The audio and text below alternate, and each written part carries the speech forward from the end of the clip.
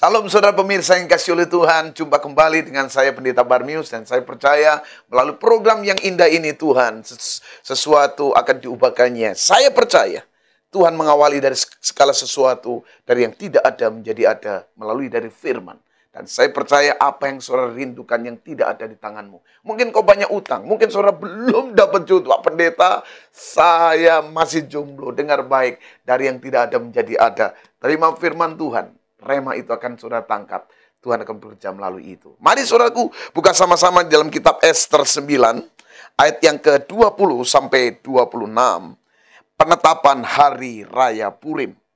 Maka Mordekai menuliskan peristiwa itu, lalu mengirimkan surat-surat kepada semua orang Yahudi di seluruh daerah Raja Ahasveros, baik yang dekat, baik yang jauh, untuk mewajibkan mereka supaya tiap-tiap tahun merayakan hari yang ke-14 dan yang ke-15 bulan Adar. Karena pada hari-hari itu, orang Yahudi mendapat keamanan terhadap musuhnya, dan dalam bulan itulah duka cita mereka berubah menjadi sukacita, dan hari pergabungan menjadi hari gembira, dan supaya menjadikan hari-hari itu hari perjamuan dan sukacita, dan hari untuk mengantar makanan, dan untuk bersedekah kepada orang-orang miskin.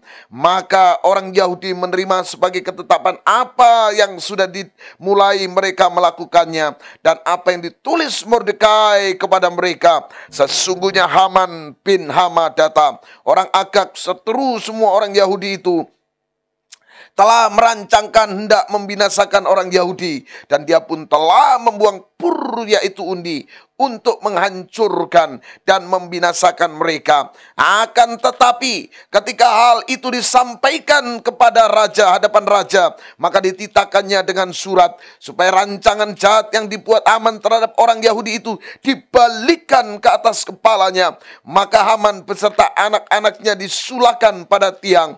Oleh sebab itulah hari-hari itu disebut Purim, menurut kata pur. Oleh sebab itu jugalah, yakni karena seluruh isi surat itu, dan karena apa yang dilihat mereka mengenai hal itu, dan apa yang dialami mereka.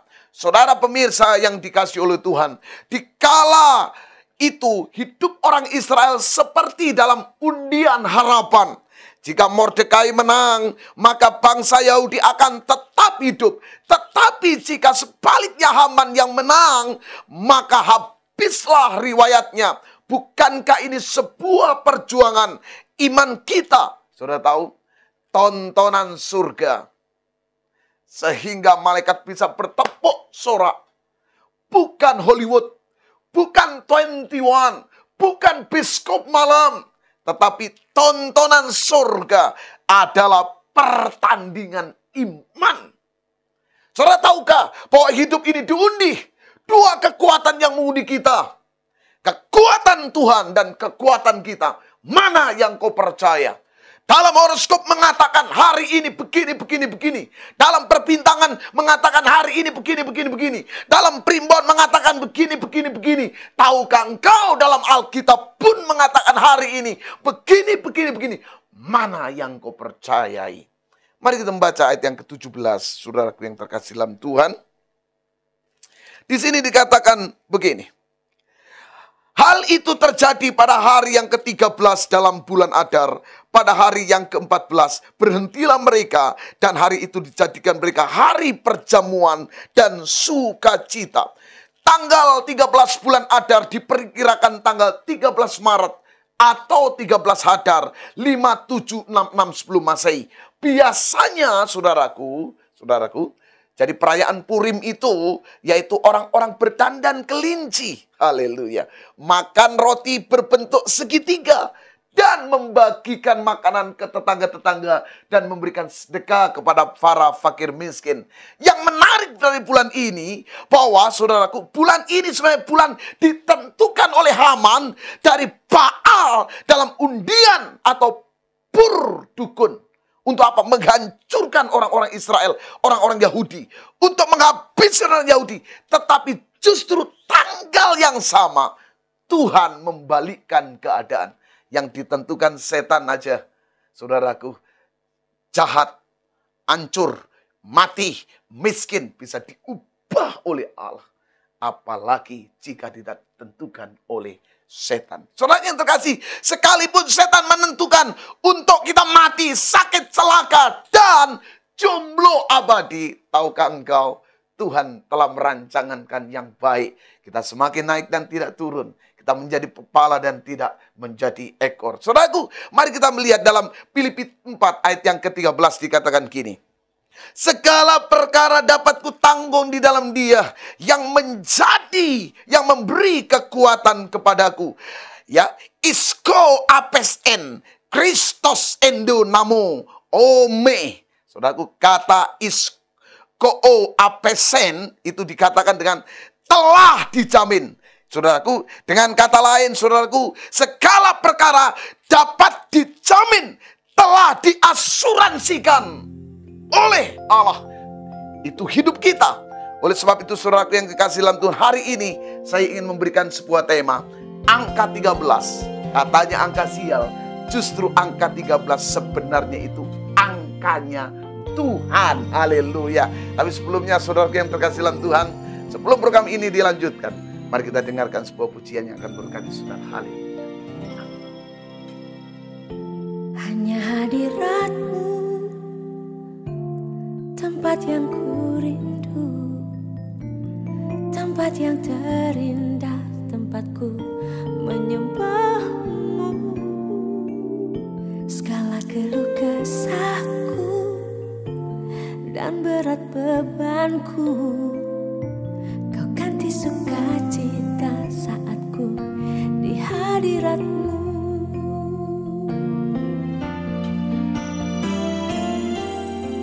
Dan takkan lagi ku ingin jauh dari hadirat-Mu.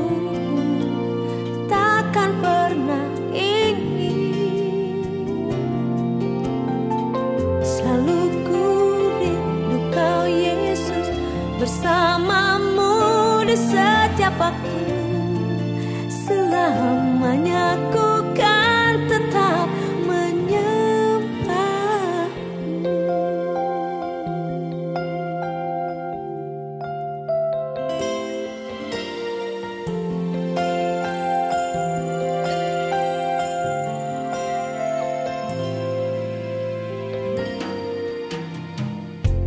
Hanya hadirat-Mu, tempat yang ku rindu, tempat yang terindah, tempatku menyembah-Mu.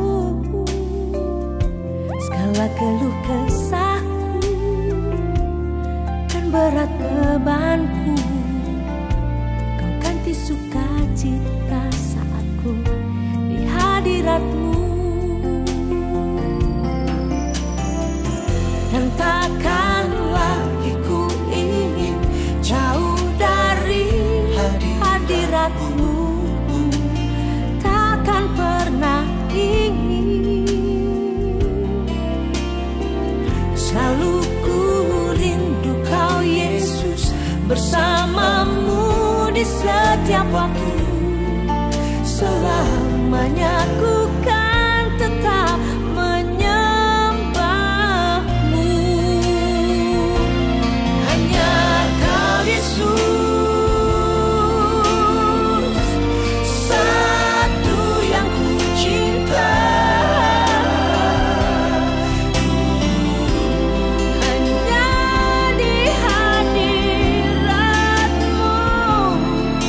tempat Kau memberiku kekuatan.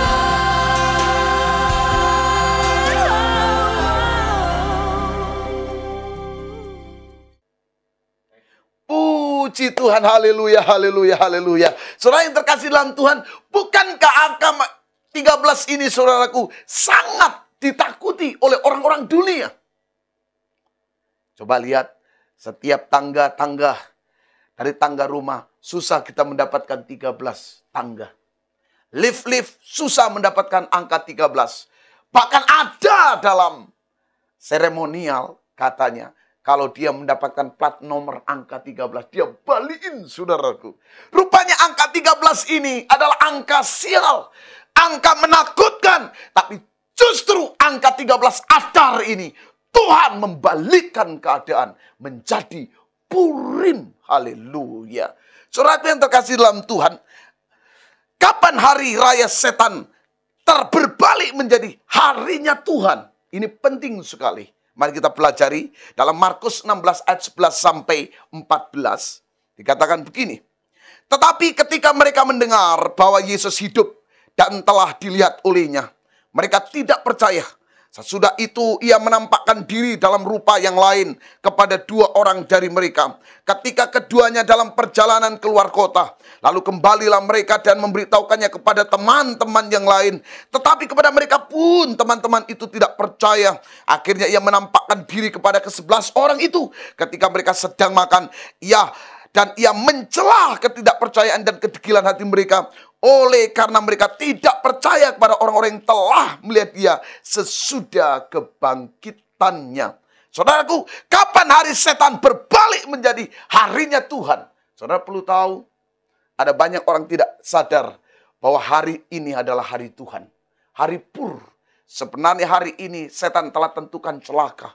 Setan tentu menentukan bahwa hari ini adalah hari yang untuk menghancurkan orang percaya. Saya kasih tahu saudaraku, justru hari ini adalah harinya Tuhan. Makanya ada kalimat yang menyebutkan bahwa orang Kristen adalah hidup oleh karena undian firman. Ditentukan oleh firman. Makanya setiap hari sebelum saudara membuka hari, buka Pur, yaitu firman Tuhan. Supaya apa? Indah pada hari itu hidupmu. Haleluya. Kapan harinya setan berbalik menjadi harinya Tuhan? Waktu kita sadar bahwa kita hidup dalam hidupnya. Sekali lagi, sadar enggak engkau bahwa hidup kita ini menghidupi hidupnya Yesus? Sehingga jangan heran kenapa Yesus bisa jamin oleh bilur-bilurnya kau sembuh. Karena dia hidup. Haleluya. Ibu, saya kasih tahu, kita ini sedang hidup dalam hidupnya Tuhan Yesus. Bukan hidupnya Lucifer. Lucifer boleh ngomong apa, dukun boleh ngomong apa, tapi aku dan saudara telah dan sedang menghidupi hidupnya Yesus yang hidup. Haleluya. Saudara yang terkasih dalam Tuhan, karena dia hidup, maka ada hari esok. Karena dia hidup, mereka tahu penderitaan kita. Karena dia hidup, maka kita akan menjadi seorang pemenang. Ada jaminan dalam kehidupan dia. Kita menyembah bukan Allah yang mati. Kita menyembah Allah yang hidup. Yesus Kristus Tuhan namanya. Saudara yang terkasih dalam Tuhan, persoalannya kenapa banyak orang Kristen sakit, lemah, khawatir karena imannya pingsan. Apa buktinya Yesus jika dia hidup sampai sekarang? Mari kita lihat dalam Markus 20, 16 ayat yang ke-20. Dikatakan begini. Mereka pun pergi memberitakan Injil ke segala penjuru. Dan Tuhan turut bekerja dan meneguhkan firman itu dengan tanda-tanda yang menyertainya. Kalimat meneguhkan dikatakan dengan ba'ahyo'oh, menghidupkan. Saudaraku, kita ngomong firman, kita, ya saudaraku, firman itu kan mati. Logos dihidupkan oleh dia. Jadi pada saat Yesus berkata, aku menyertai engkau, bukan hanya seperti sapam. Tetapi dia menghidupkan apa yang kau ucapkan dengan firman. Dia hidupkan. Engkau tumpang tangan orang sakit. Oleh pil-pil Yesus, engkau sembuh. Yesus yang menghidupkan perkataan itu. Saudara mengerti maksud saya? Jadi saudaraku yang terkasih dalam Tuhan, dengarkan baik-baik. Oleh sebab itu, jika terjadi mujizat di dalam atau di luar gereja, jangan mengagung-agungkan pendeta. Sebab pendeta menyampaikan khotbah. Dan khotbah itu dihidupkan oleh Yesus. Yang mati bisa bangkit. Yang lemah bisa kuat. Yang lumpuh bisa berjalan. Karena apa? Karena Tuhan menyertai engkau dengan Immanuel. Untuk menghidupkan firman-Nya. Haleluya. Saudara yang terkasih dalam Tuhan. Apa bukti Yesus jika dia hidup sampai sekarang? Yang kedua. Saudaraku. Oleh sebab itu selalu saya katakan alami pengalaman-pengalaman Immanuel ini penting sekali. Suatu ketika saya berdoa. Saudara, sampai nggak tahu berapa jam saya berdoa. So, waktu saya melihat apa yang terjadi, kaki saya terlipat dan saya mulai naik nggak tahu berapa senti. Saya mulai takut, saudara. Saya bilang, aduh Tuhan jangan, aku masih punya anak, aku masih punya istri. Oh jemaatku masih butuh saya Tuhan. Akhirnya turun kembali. Saudaraku, nikmati pengalaman-pengalaman dia. Dia hidup, dia lakukan banyak perkara dalam segala mukjizatnya. Saudaraku yang kekasih dalam Tuhan, oleh sebab itu, kapan Yesus hidup? Pernah nggak saudaraku mengalami pengalaman nyaris? Nyaris tak terdengar. Satu ketika, aduh, hampir saya dicuri, hampir keserempet, hampir saja saya ketinggalan. Saudaraku, hampir, tapi nggak kena. Oh, ini adalah penyertaan Allah yang hidup, nyaris. Mari kita lihat, kapan harinya setan berbalik menjadi harinya Tuhan. Waktu yang pertama, waktu kita sadar bahwa kita hidup di dalam hidupnya Allah. Oleh sebab itu, pantang buat engkau pergi ke peramal. Karena kita hidup di dalam hidupnya Kristus. Hidup di dalam standar firman. Pantang anak muda untuk cari jodoh, buka horoskop. Karena kita hidup di dalam hidupnya Tuhan. Menghidupi hidupnya Kristus. Saudaraku yang terkasih, yang kedua. Kita membaca dalam ayat yang ke-12 dan ke-13. Dalam Ester yang ke-9 ini. Lalu titah raja kepada Ester sang ratu di dalam benteng Susan saja. Orang Yahudi itu telah membunuh dan membinasakan 500 orang beserta ke-10 anak Haman. Di daerah-daerah kerajaan yang lain entahlah apa yang diperbuat mereka. Dan apakah permintaanmu sekarang niscaya akan dikabulkan. Dan apakah keinginanmu lagi niscaya dipenuhi. Lalu jawab Ester, jikalau baik pada pemandangan raja, diizinkanlah kiranya kepada orang Yahudi yang di Susan untuk berbuat besok pun sesuai dengan undang-undang untuk hari ini. Dan ke-10 anak Haman itu hendaklah disulahkan kepada tiang sulah. Haleluya. Saudara yang terkasih, kapan harinya setan berbalik menjadi harinya Tuhan? Yang kedua, waktu kita pegang perjanjian kemenangannya. Sekali lagi, saudaraku, Ester berani karena ada janji kemenangannya. Sehingga raja memberikan, saudaraku, kontribusi penuh. Ingat, Allah tidak pernah berjanji dalam Alkitab berbobot kehancuran, celaka, miskin. Tidak pernah. Dia selalu memberikan janji kemenangan. Itu bukan kekalahan. Saudaraku, oleh sebab itu, kapan harinya setan bisa kita ganti dengan hari Tuhan? Waktu kita pegang setiap firman. Firmannya itu hidup, firmannya itu membangkitkan, firmannya itu menguatkan. Gak pernah firmannya melemahkan. Tapi persoalannya pendeta, saya lemah tuh.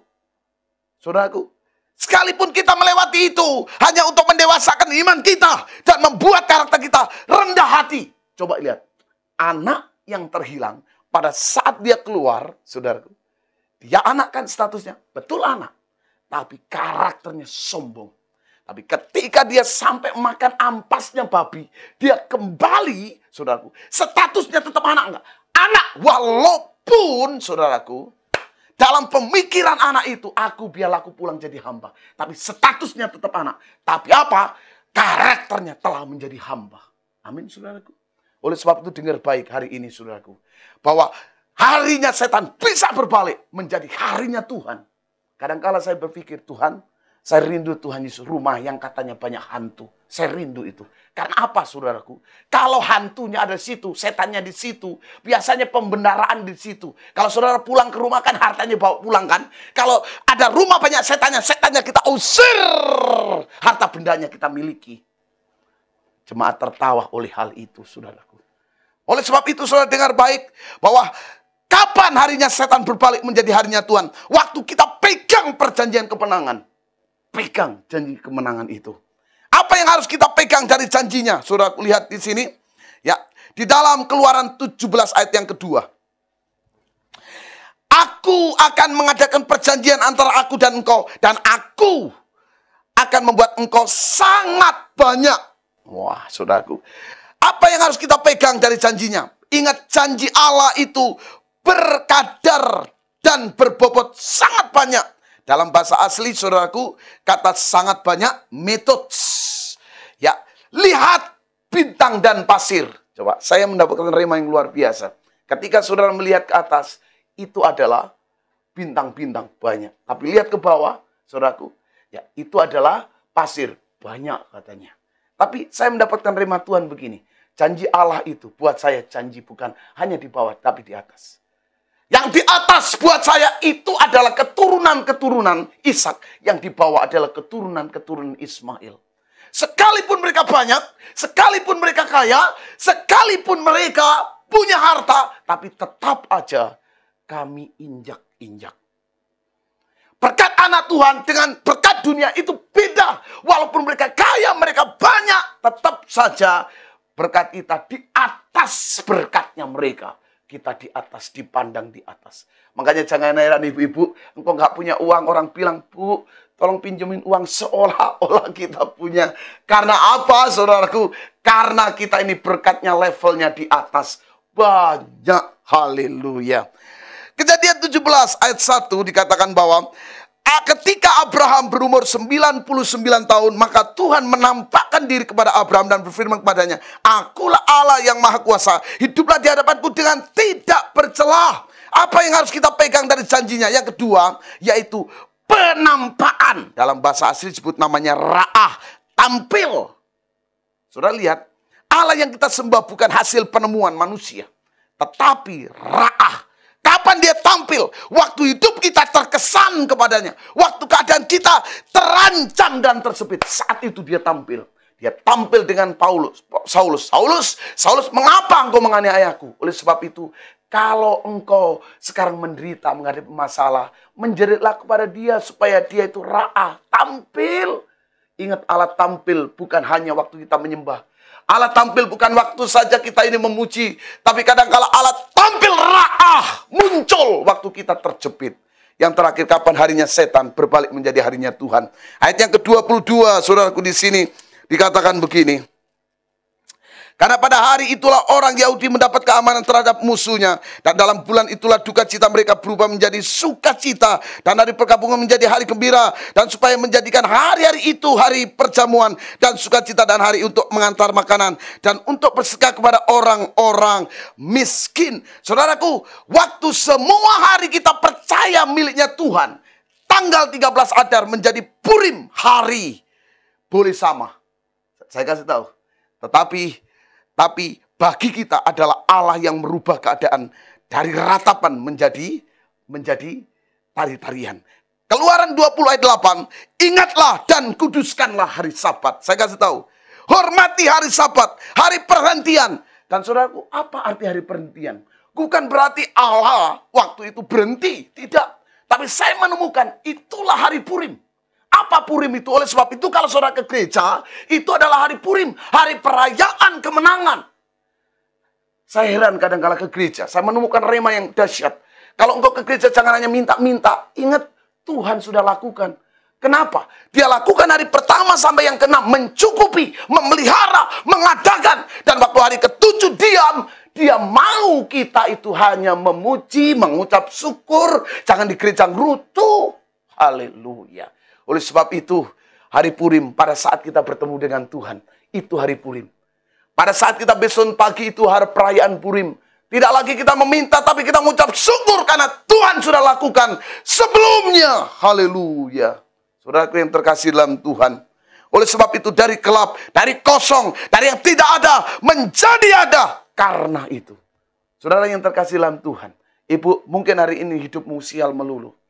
Seolah-olah hidupmu itu sudah diundi oleh setan untuk hancur. Diundi oleh setan untuk engkau melarat, banyak utang. Hari ini angkat tangan saudara dan akan saya berdoa. Apa yang baik, jamah ibu ini Tuhan. Jamah bapak ini Tuhan. Jamah anak-anak ini. Jamah Tuhan mahasiswa-mahasiswi. Kami berdoa dalam nama Yesus hari ini. Aku membalikkan keadaan. Karena aku menghidupi hidupnya Kristus. Yesus hidup. Yesus hidup. Setan boleh ngomong apa saja. Yesus hidup. Dalam nama Yesus kami berdoa. Terjadilah hari ini perayaan Purim. Duka cita. Tuhan Yesus ratapan menjadi tarian. Demi nama Yesus kami berdoa. Haleluya. Amin. Dan sekarang saudara, kalau saudara ingin menghubungi kami, saudara boleh menghubungi nomor-nomor telepon yang telah ada. Dan pesan saya, maju terus dalam Tuhan. Tuhan Yesus memberkati saudara. Salam, shalom. Sampai berjumpa dalam program yang lain. Haleluya. Amin.